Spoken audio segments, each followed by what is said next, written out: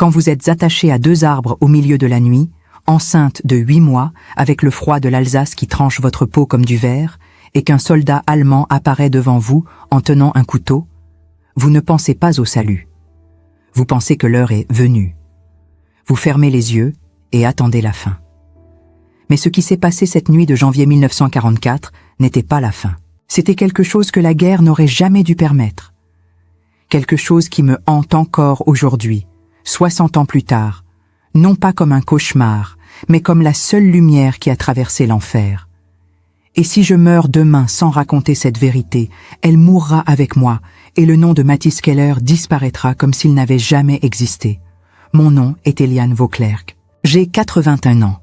Je suis née à Lille, dans le nord de la France, dans une maison de pierre où ma mère plantait de la lavande et mon père réparait des horloges. J'ai grandi en croyant que le monde avait un ordre, que les gens respectaient des limites, que la cruauté avait besoin d'une raison. La guerre a détruit chacune de ces illusions. En novembre 1943, à 20 ans, enceinte et sans mari, j'ai été arrachée de ma maison par des soldats allemands qui ne m'ont pas regardé dans les yeux une seule fois.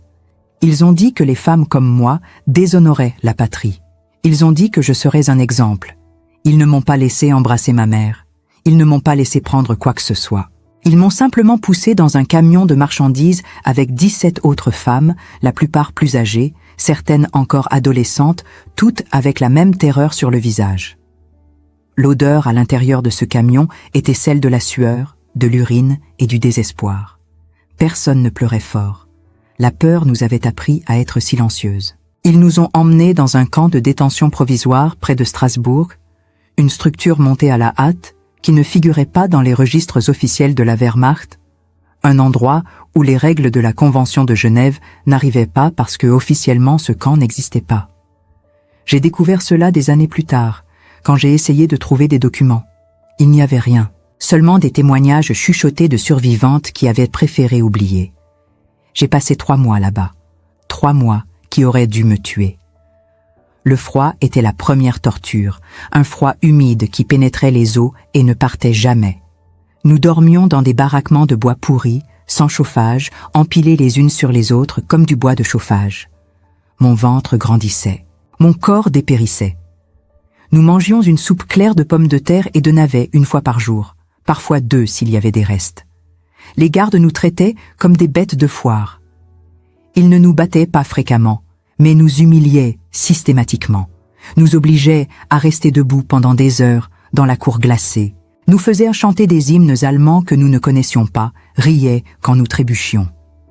L'une des gardes, une femme blonde aux yeux clairs appelée Hilde, semblait prendre un plaisir particulier à pointer mon ventre et à demander à haute voix où était le père. Je n'ai jamais répondu. Le silence était la seule dignité qui me restait. Au début, je priais. Je priais pour que mon enfant naisse vivant, pour que je survive assez longtemps pour le voir respirer, pour que quelque chose ou quelqu'un vienne nous sortir de là. Mais les semaines passaient et Dieu semblait trop occupé par de plus grandes guerres. Une nuit de janvier, j'étais allongée sur le sol du baraquement, sentant mon enfant bouger à l'intérieur de moi, quand j'ai entendu des pas lourds de bottes à l'extérieur. La porte s'est ouverte. 2 silhouettes ont bloqué la faible lumière de la lune. L'une d'elles a pointé vers moi et dit mon numéro, pas mon nom. Numéro 34. Je me suis levée lentement, le corps lourd, le cœur battant. Les autres femmes m'ont regardée avec pitié et soulagement de ne pas être elles. J'ai été conduite hors du baraquement, j'ai traversé la cour couverte de neige sale, passé les portails intérieurs du camp, jusqu'à ce que nous arrivions à une zone boisée aux limites du périmètre, un endroit que je n'avais jamais vu auparavant. Je n'ai rien demandé. Les questions étaient dangereuses. J'ai simplement marché. Quand nous nous sommes arrêtés, j'ai remarqué qu'il y avait d'autres personnes là-bas, des silhouettes sombres entre les arbres, fumant, attendant.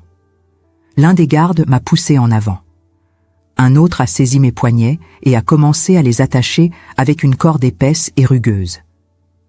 J'ai essayé de tirer, instinctivement, mais il a serré plus fort et a grogné quelque chose en allemand que je n'ai pas compris. Ils m'ont emmené vers 2 arbres proches. Ont attaché mon poignet gauche à l'un, le droit à l'autre. et ont tiré les cordes jusqu'à ce que mes bras soient complètement étirés, mon corps suspendu entre les arbres comme un Christ grotesque et enceinte. La douleur dans les épaules a été immédiate et insupportable. Mon ventre pesait comme une pierre. J'ai essayé d'appuyer mes pieds sur le sol, mais la neige était profonde et glissante. J'ai respiré profondément, essayant de ne pas paniquer. Si tu paniques, tu meurs, me suis-je répété. Si tu cries, ils vont aimer ça. Ne leur donne pas ce qu'ils veulent. Je suis restée là suspendue, tremblante, tandis que j'entendais des rires étouffés et des conversations en allemand autour de moi. Ils n'étaient pas pressés, ils s'amusaient. L'un d'eux a craché près de mes pieds. Un autre a allumé une cigarette et a soufflé la fumée dans ma direction. J'ai fermé les yeux et essayé de me déconnecter de mon corps, une technique que j'avais apprise pendant les premières semaines du camp. Imaginer que j'étais ailleurs, dans la cuisine de ma mère, écoutant le tic-tac de l'horloge de mon père, sentant l'odeur du pain frais. Mais la douleur ne le permettait pas. La douleur me ramenait. Je ne sais pas combien de temps je suis restée là. Peut-être 20 minutes, peut-être 1 heure. Le temps perd son sens quand vous êtes suspendu entre des arbres, avec les mains gelées et le bébé qui donne des coups de pied à l'intérieur de vous, comme s'il demandait à sortir de ce cauchemar. Mes doigts étaient engourdis. Ma vision commençait à s'assombrir sur les bords. Je savais que j'allais m'évanouir. Et puis j'ai entendu des pas s'approcher. Des pas différents, plus hésitants. J'ai ouvert les yeux. Un jeune soldat se tenait devant moi, tenant un couteau. Il n'a rien dit. Il m'a juste regardé. Ses yeux étaient bruns, profonds, remplis de quelque chose que je ne pouvais pas nommer. Ce n'était pas de la haine, ce n'était pas du désir. C'était de l'horreur. Il a regardé mon ventre, puis mes mains attachées, puis les autres soldats qui observaient de loin, attendant que le spectacle continue. Puis il a fait un pas en avant, a levé le couteau, et j'ai fermé les yeux en attendant la lame. Mais ce que j'ai senti, c'est la corde se desserrer. Il a coupé la corde de mon poignet gauche d'abord, puis celle du droit, et mon corps s'est effondré dans la neige. Je suis tombé à genoux, respirant en sanglots incontrôlés, les mains brûlant avec le sang qui recommençait à circuler. Il s'est accroupi à mes côtés et a murmuré quelque chose en français avec un accent lourd. « Lève-toi, vite, marche !» Je l'ai regardé sans comprendre. Il a tendu la main. Je l'ai prise. Il m'a tiré vers le haut et a commencé à me conduire vers le camp, mais pas dans la direction du baraquement. Il a dévié sur le côté, entre les arbres, loin des autres gardes qui criaient maintenant derrière nous. Il n'a pas couru. Il a marché fermement, tenant mon bras avec force mais sans me faire mal, comme s'il exécutait simplement des ordres. Nous sommes passés par une clôture latérale qui avait un trou mal réparé. Il m'a poussé à travers, est passé derrière moi, et soudain nous étions de l'autre côté du camp, dans l'obscurité de la forêt. Il m'a lâché et a dit en mauvais français « Va, cours !» Je l'ai regardé sans y croire. « Pourquoi ?» Il n'a pas répondu. Il m'a juste poussé à nouveau et a répété « Va !» J'ai couru. J'ai couru autant qu'un corps enceinte et dénutri peut courir, trébuchant sur des racines, s'enfonçant dans la neige, les poumons brûlants, le cœur explosant dans ma poitrine. J'entendais des cris derrière moi, mais je n'ai pas regardé en arrière. J'ai juste couru jusqu'à ne plus pouvoir, jusqu'à ce que mes jambes cèdent et que je tombe face contre terre dans une clairière. Je suis resté là allongé, crachant de la neige, attendant les coups de feu. Mais les coups de feu ne sont pas venus. Seulement le silence. Le silence et le froid. J'ai levé la tête lentement. J'étais seul. Complètement seul. Et puis j'ai entendu des pas à nouveau. J'ai tourné le visage, prêt à mourir. C'était lui, le soldat. Il tenait un manteau militaire et un sac à dos. Il s'est approché de moi, a jeté le manteau sur mes épaules et a dit à voix basse « Je ne peux pas retourner maintenant. Ils vont me fusiller. Tu ne peux pas retourner non plus. Alors on va devoir continuer ensemble. » C'était le début de quelque chose qui n'aurait pas dû exister, d'une fuite impossible, d'une alliance interdite, d'une histoire que personne ne croirait si je la racontais. Mais je la raconte maintenant. Parce que Mathis Keller mérite d'être rappelé. Parce que mon fils mérite de savoir. Et parce que certaines vérités doivent être dites avant que le temps ne les efface à jamais. si vous écoutez ceci maintenant, d'où que vous soyez dans le monde, sachez que cette histoire s'est vraiment passée. Et peut-être, juste peut-être, vous comprendrez pourquoi j'ai gardé ce secret pendant 60 ans. Les premières 48 heures, nous n'avons pas parlé, nous avons seulement marché. Mathis devant, moi derrière, trébuchant dans la neige épaisse, mes pieds enveloppés dans des chiffons qu'il avait déchirés de sa propre chemise parce que mes chaussures étaient tombées en morceaux. Il me guidait à travers la forêt sans carte, sans boussole, juste l'instinct et la peur. Parfois il s'arrêtait, levait la main pour que je me taise, écoutait les bruits de la nuit puis repartait. Je ne posais pas de questions. Je ne comprenais pas encore ce qui se passait.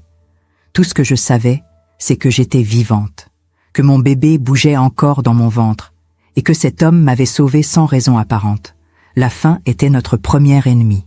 Mathis avait dans son sac quelques rations militaires, du pain sec, une boîte de conserve de viande, une gourde d'eau. Il partageait tout en 2 parts égales, même si je voyais dans ses yeux qu'il avait plus faim que moi. Le deuxième soir, nous nous sommes réfugiés dans une grange abandonnée à l'extérieur d'un village dont je n'ai jamais su le nom.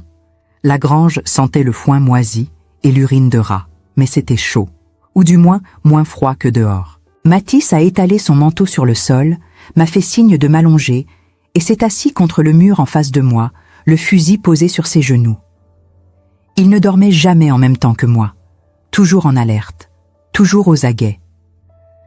Je l'observais dans l'obscurité, essayant de comprendre qui était cet homme. Il avait mon âge, peut-être 22 ans tout au plus. Son visage était maigre, marqué, ses mains calleuses et sales.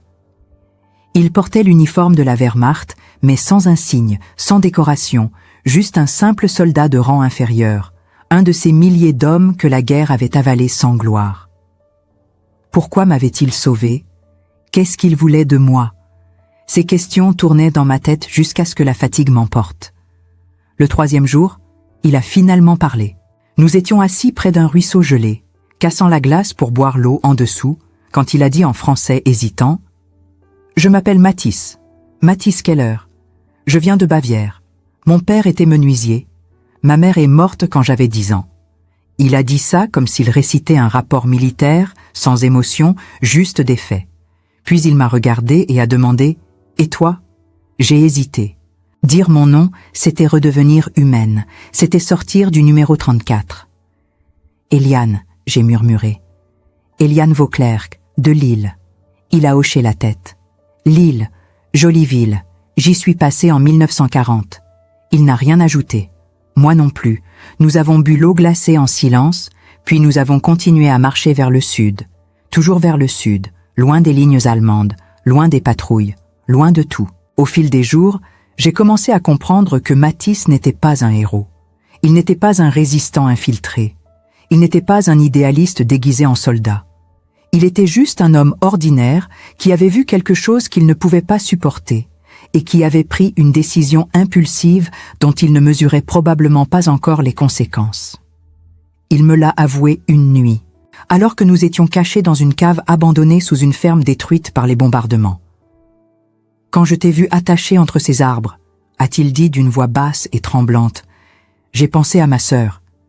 Elle avait 17 ans quand les Russes ont pris notre village en Pologne.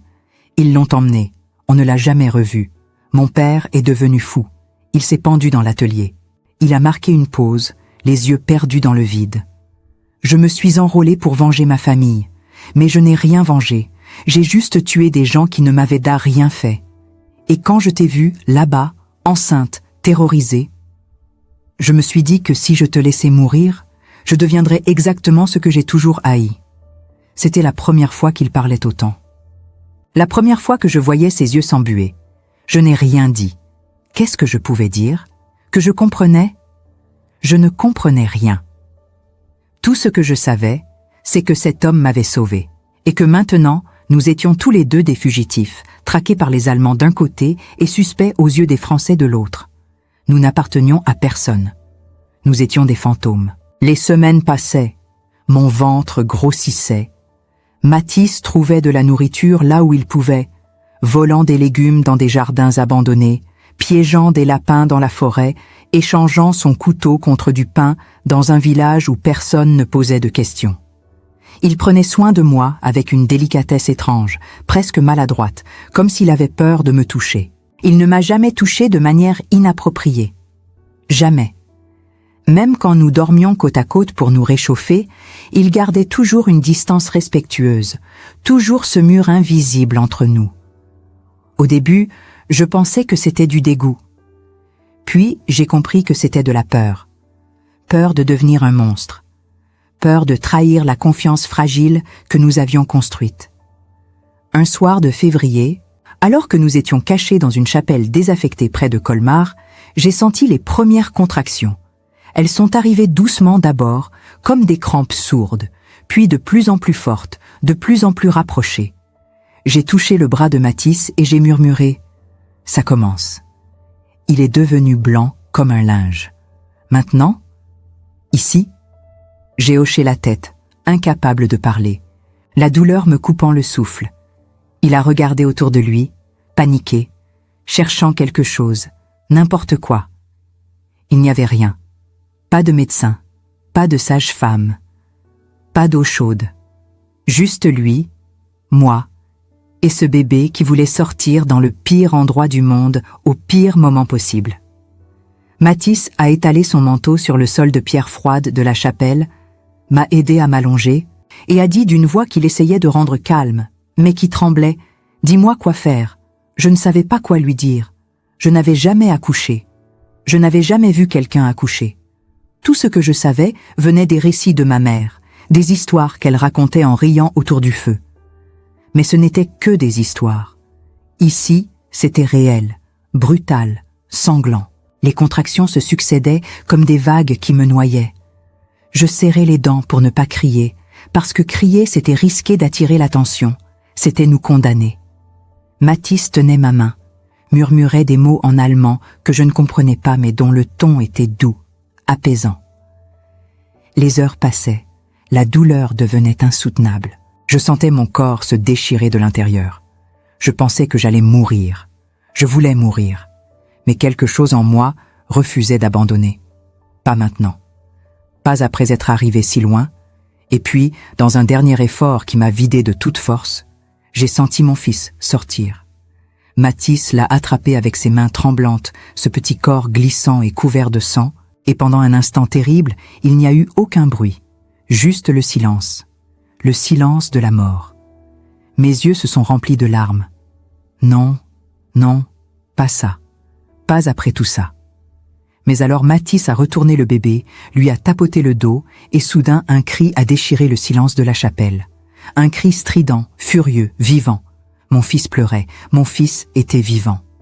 Mathis a éclaté de rire, un rire nerveux, incrédule, et il a posé le bébé sur ma poitrine en disant « C'est un garçon, un beau garçon ». Je l'ai serré contre moi, ce petit être chaud et hurlant, et pour la première fois depuis des mois, j'ai pleuré. Pas de peur, pas de douleur, de joie, de soulagement, d'amour. Mathis est resté agenouillé à côté de nous toute la nuit, veillant sur nous comme un gardien silencieux. Au matin, il a coupé le cordon avec son couteau militaire, a lavé mon fils avec de l'eau du ruisseau voisin, l'a enveloppé dans sa propre chemise. Il m'a regardé avec quelque chose dans les yeux que je n'avais jamais vu chez lui avant.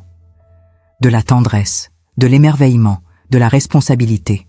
« Comment tu vas l'appeler » m'a-t-il demandé.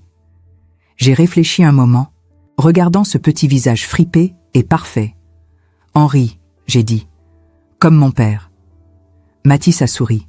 « Henri, c'est un bon nom. » À partir de ce jour, nous n'étions plus seulement deux fugitifs. Nous étions une famille impossible, interdite, dangereuse. Mais une famille quand même. Henri avait 3 semaines quand nous avons failli être découverts pour la première fois. Nous nous cachions dans une cabane de bûcherons abandonnée au cœur de la forêt vosgienne, à plusieurs kilomètres de toute civilisation. Mathis était parti chercher de l'eau au ruisseau quand j'ai entendu des voix allemandes. Mon sang s'est glacé. J'ai serré Henri contre moi, plaquant ma main sur sa bouche au cas où il se mettrait à pleurer. Et je me suis enfoncé dans le coin le plus sombre de la cabane, derrière une pile de bois pourri. Les voix se rapprochaient. C'était une patrouille. 3 ou 4 hommes, riant, parlant fort, détendus. Ils n'étaient pas en mission. Ils se promenaient. La porte de la cabane s'est ouverte d'un coup. Mon cœur a cessé de battre.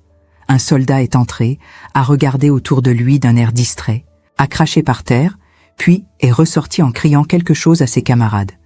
Ils sont repartis. Je suis restée immobile encore 10 minutes, tremblante, avant que Mathis ne revienne. Quand je lui ai raconté, il est devenu livide. « On ne peut plus rester ici », a-t-il dit. « Il faut descendre vers le sud, vers la Suisse. » La Suisse, c'était le rêve impossible. La frontière était à plus de 100 kilomètres, à travers des montagnes enneigées, des villages contrôlés par les Allemands, des routes surveillées. Avec un nouveau-né, sans papier, sans argent. Mais quelle autre option avions-nous? Rester, c'était mourir. Alors nous sommes partis. Nous avons marché pendant des semaines, évitant les routes principales, dormant dans des granges, des grottes, des ruines de fermes bombardées. Henri pleurait la nuit, et Mathis le berçait pendant que je dormais, lui chantant des berceuses en allemand que je ne comprenais pas, mais qui semblaient apaiser mon fils. Parfois je me réveillais, et je les voyais tous les deux, Mathis assis contre un mur, Henri endormi dans ses bras, et quelque chose se serrait dans ma poitrine. Ce n'était pas son père, mais il agissait comme tel. Mieux que certains pères que j'avais connus. Mars est arrivé. Les neiges commençaient à fondre. Nous avons traversé une série de petits villages où les gens nous regardaient avec méfiance, mais ne posaient pas de questions. La guerre avait appris aux gens à ne pas se mêler des affaires des autres. Dans un village près de Belfort, une vieille femme nous a donné du lait chaud et des couvertures en échange du couteau de Mathis. Elle nous a regardés longuement, moi avec mon bébé, lui avec son uniforme allemand déchiré et sale, et elle a dit « Vous êtes loin de chez vous, tous les deux ». Mathis a hoché la tête. « Oui, madame ». Elle a souri tristement. « La guerre fait des choses étranges. Allez, partez avant que quelqu'un d'autre ne vous voie. » Plus nous approchions de la frontière suisse, plus Mathis devenait nerveux. Il savait que les contrôles seraient stricts, que les Allemands patrouillaient massivement cette zone pour empêcher les déserteurs et les Juifs de fuir. Il savait aussi que s'il était capturé, il serait fusillé immédiatement. Moi, je serais renvoyé au camp, si j'avais de la chance. Henri. Je ne voulais même pas y penser. Un soir, alors que nous étions cachés dans une étable, Mathis m'a dit quelque chose que je n'oublierai jamais. « Eliane, écoute-moi bien. Si on se fait prendre, tu dis que je t'ai kidnappée, tu dis que je t'ai forcé à me suivre, tu dis que tu es ma prisonnière, tu comprends ?» J'ai secoué la tête. « Non, je ne dirai pas ça. » Il a insisté. « Si tu ne dis pas ça, ils te tueront aussi. Moi, je suis déjà mort de toute façon. Mais toi et Henri, vous avez une chance. » J'ai attrapé sa main. « Mathis, je ne te trahirai pas. Jamais. » Il a baissé les yeux. Ce ne serait pas une trahison. Ce serait la vérité qu'il faut dire pour survivre. Nous ne nous sommes jamais fait prendre, mais nous avons été proches. Très proches. À 2 kilomètres de la frontière, nous sommes tombés sur un poste de contrôle allemand. Il était impossible de contourner sans faire un détour de plusieurs jours. Mathis a pris une décision folle. Il a remis son uniforme proprement, a ajusté sa casquette, a pris Henri dans ses bras et m'a dit de marcher à côté de lui comme si nous étions un couple ordinaire. « Tu es ma femme », a-t-il dit. « On rentre à la maison après avoir visité ta famille en France. Tu ne parles pas. Tu souris juste si on te demande quelque chose. » Mon cœur battait si fort que j'étais sûre que les soldats l'entendraient. Nous avons marché vers le poste de contrôle. Un jeune soldat nous a arrêtés, a regardé Mathis, a regardé Henri, m'a regardé. Papier. Papier. Mathis a sorti une vieille carte d'identité militaire, abîmée et à moitié illisible. Le soldat l'a examinée, fronçant les sourcils. Et elle? Il m'a désigné du menton. Mathis a souri. Ma femme. Française. Nous avons eu la permission de visiter sa famille à Mulhouse. Le soldat m'a fixé. J'ai souri. Mon cœur hurlait. Henri a gazouillé dans les bras de Mathis. Le soldat a regardé le bébé, a souri malgré lui, puis a rendu les papiers à Mathis. Durchgehen. Passer. Nous avons marché lentement, calmement, jusqu'à ce que le poste de contrôle disparaisse derrière nous. Puis nous avons couru. La frontière suisse était une ligne invisible dans la montagne. Pas de barrière, pas de panneaux. Juste des arbres, des rochers et la promesse de liberté de l'autre côté. Mathis connaissait la zone. Il avait étudié les cartes pendant des semaines. Nous avons marché toute la nuit, escaladant des pentes abruptes, glissant sur des pierres mouillées, Henri attaché contre ma poitrine avec des bandes de tissu. À l'aube, Mathis s'est arrêté au sommet d'une crête et a pointé du doigt. Là-bas, c'est la Suisse. On est presque arrivé. Nous avons commencé la descente. Henri dormait. Le soleil se levait. J'ai cru, pendant un instant magnifique et stupide, que nous allions réussir. Et puis j'ai entendu le clic métallique d'une arme qu'on arme derrière nous. 3 soldats allemands, sortis de nulle part, nous encerclant comme des loups. Le plus âgé, un sous-officier avec une cicatrice sur la joue, a souri froidement. Regardez-moi ça. Un déserteur et sa petite putain française. Mathis a levé les mains lentement. Laissez-la partir. Elle n'a rien à voir avec ça. Le sous-officier a ri. Ah bon? Et le bébé? Il est tombé du ciel? Il s'est approché de moi, a arraché Henri de mes bras. J'ai crié. Mathis a fait un pas en avant. Un des soldats a pointé son fusil sur lui. Bouge pas, traître. Le sous-officier a regardé Henri, a grimacé. Un bâtard métis. Quelle honte. Il a tenu Henri par les chevilles, la tête en bas, comme un lapin mort. Mon fils s'est mis à pleurer. J'ai hurlé. Rendez-le-moi. Le sous-officier m'a ignoré. Il a regardé Mathis. Tu sais ce qu'on fait aux déserteurs, quelle heure? Mathis n'a pas répondu. On les fusille, ici, maintenant, et ta pute et son gosse, on les ramène au camp. Il a fait un signe à un de ses hommes. Attache-le à cet arbre. Tout s'est passé en quelques secondes. Les soldats ont poussé Mathis contre un arbre. Il ne résistait pas. Il me regardait juste, avec ses yeux que je connaissais maintenant si bien, ses yeux qui disaient « Pardon. Pardon de ne pas avoir pu te sauver jusqu'au bout. » Le sous-officier a posé Henri par terre dans la neige, comme un paquet sans valeur, et a sorti son pistolet. Il a visé la tête de Mathis. J'ai fermé les yeux. J'ai entendu le coup de feu. Mais ce n'était pas le pistolet du sous-officier. C'était un fusil, tiré depuis la crête au-dessus de nous. Le sous-officier s'est effondré, une fleur rouge éclatant sur sa poitrine. Les 2 autres soldats ont pivoté, cherchant la source du tir, et 2 autres coups ont retenti. Ils sont tombés. Silence. Puis des voix. Des voix en français. « Ne bougez pas, mains en l'air !» Des hommes sont descendus de la crête, 6 ou 7, armés, habillés en civil, des brassards tricolores aux bras. Des résistants. Ils nous ont encerclés, méfiants, fusils pointés. Un homme plus âgé, la cinquantaine, barbu, s'est approché de Mathis. « T'es allemand ?» Ce n'était pas une question. Mathis a hoché la tête. « Oui !» Le résistant a armé son fusil. « Alors t'es mort !» J'ai crié. « Non, non, il m'a sauvé, il m'a protégé, s'il vous plaît !» Le résistant m'a regardé, a regardé Henri qui pleurait dans la neige, a regardé Mathis attaché à l'arbre. « Explique-toi, vite !»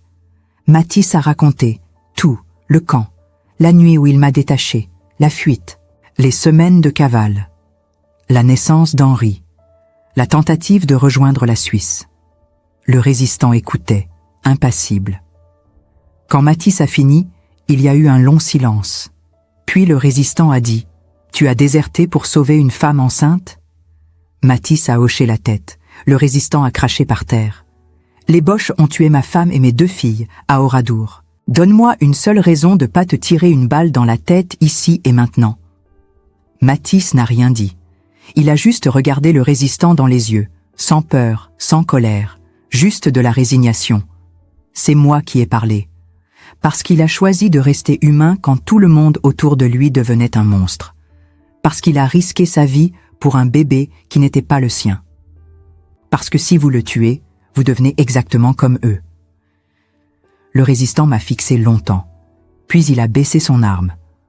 On vous emmène de l'autre côté de la frontière. Après ça, vous vous débrouillez. Et toi, il a pointé Mathis du doigt. Tu enlèves cet uniforme de merde et tu le brûles. Si je te revois en Boche, je tiens pas ma promesse. » Ils nous ont conduits jusqu'en Suisse. 2 heures de marche silencieuse, Henri dans mes bras, Mathis marchant devant moi, encadré par des résistants qui ne le quittaient pas des yeux. Quand nous avons franchi la frontière invisible, marquée seulement par une borne de pierre, le résistant s'est arrêté. « Voilà, vous êtes en Suisse. Vous êtes libre. » Mathis a hoché la tête. « Merci. » Le résistant n'a pas répondu. Il a juste tourné les talons et est reparti avec ses hommes, nous laissant seuls dans la montagne suisse, libres mais perdus. Nous avons marché jusqu'à un village appelé Porrentruy. Les Suisses nous ont accueillis avec méfiance mais sans hostilité. Mathis a été interné dans un camp pour réfugiés militaires. Moi et Henri, nous avons été placés dans un foyer pour femmes déplacées. Nous avons été séparés. Pendant 6 mois, je n'ai eu aucune nouvelle de lui. J'ai cru qu'il avait été renvoyé en Allemagne. J'ai cru qu'il était mort. J'ai essayé de me reconstruire, de trouver du travail, d'élever Henri dans un monde qui commençait lentement à redevenir normal. Mais je pensais à lui chaque jour, chaque nuit. Je me demandais où il était, s'il pensait à nous, s'il regrettait de nous avoir sauvés. Et puis, un matin de septembre 1945, on a frappé à ma porte. J'ai ouvert. C'était lui, amaigri, fatigué, mais vivant. Il portait des vêtements civils. Il tenait une petite valise. Il a souri timidement. « Bonjour Eliane. » Je suis resté figé, incapable de parler. Henri, qui avait maintenant 8 mois, a gazouillé depuis son berceau. Mathis est entré, s'est agenouillé devant le berceau, a regardé mon fils avec une tendresse infinie. Il a tellement grandi. J'ai trouvé ma voie. « Qu'est-ce que tu fais ici ?» Il s'est relevé. « Je suis libre. Les Suisses m'ont libéré. Je peux rester en Suisse ou rentrer en Allemagne. » Il a marqué une pause. « Mais je ne veux ni l'un ni l'autre. Je veux rester avec vous, si tu veux bien de moi. » J'aurais dû dire oui immédiatement. J'aurais dû me jeter dans ses bras. Mais je ne l'ai pas fait, parce que la guerre était finie, et maintenant il fallait affronter la réalité. La réalité qu'il était allemand, que j'étais française, que nous venions de camps opposés, que le monde ne nous pardonnerait jamais. « Mathis, j'ai dit doucement, les gens ne comprendront pas, ils nous détesteront. Ils détesteront Henri. » Il a hoché la tête. « Je sais, mais je m'en fiche. Est-ce que toi, tu me détestes ?» J'ai regardé cet homme qui m'avait sauvé, qui avait mis sa vie entre parenthèses pour la mienne, qui avait tenu mon fils dans ses bras au moment où il est né. « Non, » j'ai murmuré. « Je ne te déteste pas. Nous avons essayé. Pendant 3 ans, nous avons essayé de construire une vie ensemble, en Suisse. Mathis a trouvé du travail comme menuisier, comme son père. J'ai travaillé dans une blanchisserie. Nous avons loué un petit appartement à Fribourg. Henri grandissait, magnifique et heureux. Les gens nous regardaient bizarrement, chuchotaient dans notre dos, mais nous faisions semblant de ne pas voir. Nous étions une famille. C'était tout ce qui comptait. Mais le poids du passé était trop lourd. Mathis faisait des cauchemars toutes les nuits, hurlant en allemand, se réveillant en sueur. Il buvait de plus en plus. Il devenait distant, hanté. Un soir, je l'ai trouvé assis dans le noir, pleurant silencieusement. « Je n'arrive pas à oublier, » a-t-il dit. « Tous ceux que j'ai tués, toutes les choses horribles que j'ai faites avant de te rencontrer. Je ne mérite pas cette vie. Je ne mérite pas Henri. Je ne te mérite pas. » En 1948, Mathis a disparu. Il a laissé une lettre. Une seule page. « Eliane, pardonne-moi. Je t'aime. J'aime Henri. Mais je suis un danger pour vous. Les autorités françaises me cherchent. Elles veulent me juger pour désertion, ou pire. Si je reste, elles viendront. Elles te poseront des questions. Elles te feront du mal. Je pars pour que vous soyez en sécurité. Prends soin de notre fils. Dis-lui que son père l'aimait. Monsieur, je ne l'ai jamais revu. Henri a 76 ans aujourd'hui. Il vit à Genève avec sa femme et ses petits-enfants. Il sait toute l'histoire. Je la lui ai racontée quand il a eu 18 ans, et il a pleuré. Il m'a demandé si j'avais cherché Mathis. J'ai dit oui. Pendant des décennies, j'ai cherché. J'ai écrit aux Croix-Rouges, aux archives militaires allemandes, aux associations de vétérans. Aucune trace. Mathis Keller avait disparu comme s'il n'avait jamais existé. Peut-être a-t-il changé de nom. Peut-être est-il rentré en Bavière et a reconstruit une vie sous une autre identité. Peut-être est-il mort quelque part dans un fossé, seul, hanté par ses démons. Je ne saurai jamais. Mais je sais une chose. Mathis Keller m'a sauvé. Il a sauvé mon fils. Il a renoncé à tout pour nous. Et pendant 3 ans, il a été le meilleur père qu'Henri aurait pu avoir. Pas le père biologique, mais le père qui comptait. Le père qui était là. Le père qui aimait sans condition. L'histoire ne se souviendra jamais de lui. Il n'y a pas de plaque commémorative à son nom. Pas de médaille. Pas de statue. Juste cette histoire que je raconte maintenant, avant de mourir, pour que quelqu'un, quelque part, sache qu'au milieu de l'horreur absolue, il y a eu un homme qui a choisi la bonté. Certaines personnes me demandent si je l'ai aimé. C'est une question compliquée. Je ne sais pas si ce que nous avions était de l'amour au sens romantique. C'était quelque chose de plus profond, de plus essentiel. C'était de la survie partagée, de la confiance absolue, du respect mutuel dans les pires circonstances imaginables. Est-ce que c'est de l'amour? Peut-être. Peut-être pas, mais c'était réel. Je vais mourir bientôt. Mon cœur est fatigué. Mes poumons ne fonctionnent plus très bien. Les médecins me donnent quelques mois, peut-être 1 an. Je n'ai pas peur. J'ai vécu longtemps. J'ai vu Henri grandir, devenir un homme bon, fonder une famille. J'ai vu mes petits-enfants. J'ai eu une vie, contre toute attente. Mais avant de partir, je voulais raconter cette histoire, parce que Mathis mérite d'être connu, parce que Henri mérite de savoir d'où il vient vraiment, et parce que le monde doit savoir que même dans les ténèbres les plus épaisses, même quand l'humanité semble avoir disparu, il y a toujours quelqu'un qui choisit de rester humain. Si vous écoutez ceci, Mathis, où que vous soyez, sachez que vous n'avez pas été oublié. Henri parle de vous à ses enfants. Ils connaissent votre nom. Ils connaissent ce que vous avez fait. Vous vivez à travers eux, à travers moi, à travers cette histoire. Et si vous êtes mort, j'espère que vous êtes en paix. J'espère que vous avez trouvé le pardon que vous cherchiez. J'espère que quelque part, dans un endroit meilleur que ce monde brisé, vous savez que vous avez sauvé 2 vies. Et que ces 2 vies en ont sauvé d'autres. Et que votre choix, ce soir de janvier 1944, dans une forêt glacée, a créé une onde de bien qui continue encore aujourd'hui. Merci Mathis. Merci pour tout. Je ferme les yeux maintenant. Je revois cette nuit. Je revois vos mains tremblantes coupant les cordes. Je revois votre visage quand Henri est né. Je revois votre sourire timide à la porte de mon appartement en Suisse. Je revois tout. Et je ne regrette rien. Même la douleur, même la peur, parce que tout ça nous a menés ici, à cette histoire, à cette vérité. Et la vérité, c'est que l'amour existe, même en temps de guerre, surtout en temps de guerre. Pas toujours l'amour romantique, parfois juste l'amour humain.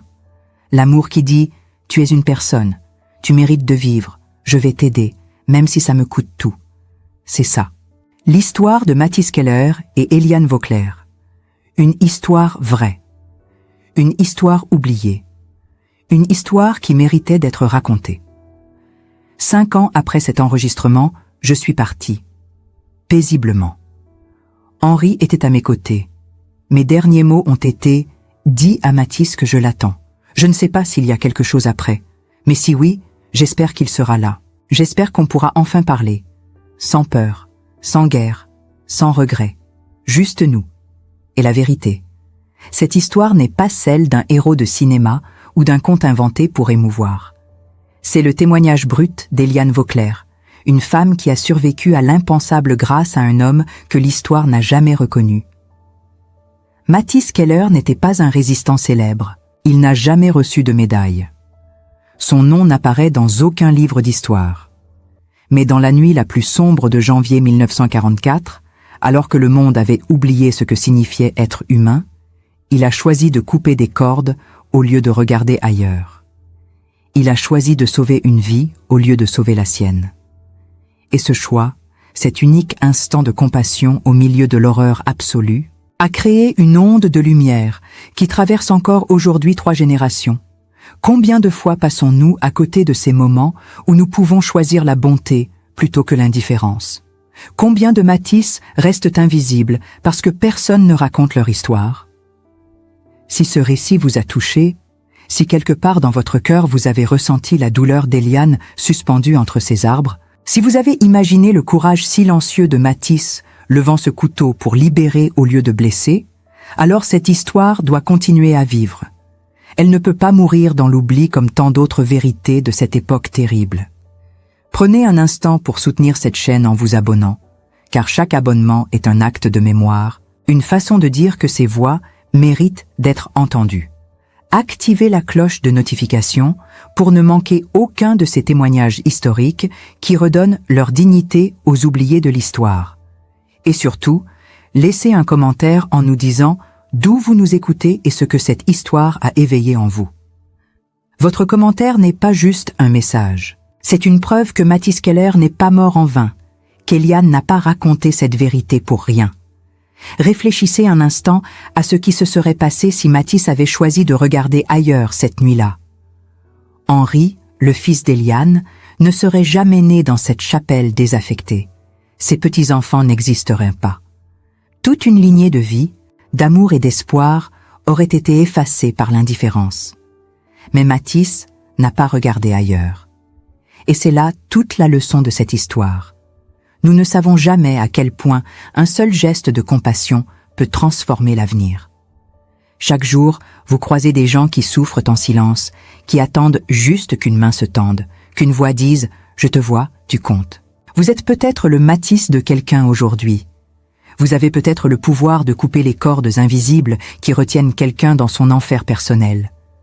Ne sous-estimez jamais l'impact que vous pouvez avoir. Cette chaîne existe pour ressusciter ces histoires enfouies, pour donner une voix à ceux que le temps a fait taire, pour rappeler que derrière chaque date dans les livres d'histoire, il y a des êtres humains réels qui ont aimé, souffert, choisi et survécu. Éliane Vauclair nous a fait don de sa vérité avant de fermer les yeux pour toujours. Elle aurait pu emporter ce secret dans sa tombe, mais elle a choisi de parler, pour Matisse, pour Henri, pour nous tous. Honorer cette mémoire, c'est partager cette vidéo avec ceux qui ont besoin d'entendre qu'il existe encore de la lumière même dans les ténèbres les plus épaisses. C'est liker cette vidéo pour qu'elle atteigne d'autres cœurs. C'est commenter pour créer une communauté de mémoire vivante. Votre engagement transforme ces témoignages en héritage immortel. Avant de quitter cette histoire, posez-vous une dernière question. Qu'est-ce que vous choisirez demain quand vous verrez quelqu'un souffrir? L'indifférence ou le courage? Le silence ou l'action? Matisse Keller était un homme ordinaire, dans des circonstances extraordinaires. Vous êtes peut-être, vous aussi, un héros ordinaire qui ne le sait pas encore. Cette histoire n'est pas juste un récit du passé. C'est un miroir tendu vers notre présent, vers nos choix quotidiens, vers l'humanité que nous décidons de préserver ou de laisser mourir. Abonnez-vous pour plus d'histoires vraies qui changent la façon dont nous voyons le monde. Commentez d'où vous nous écoutez et quelle partie de cette histoire vous a le plus marqué. Et surtout, n'oubliez jamais, vous avez le pouvoir de changer une vie. Utilisez-le.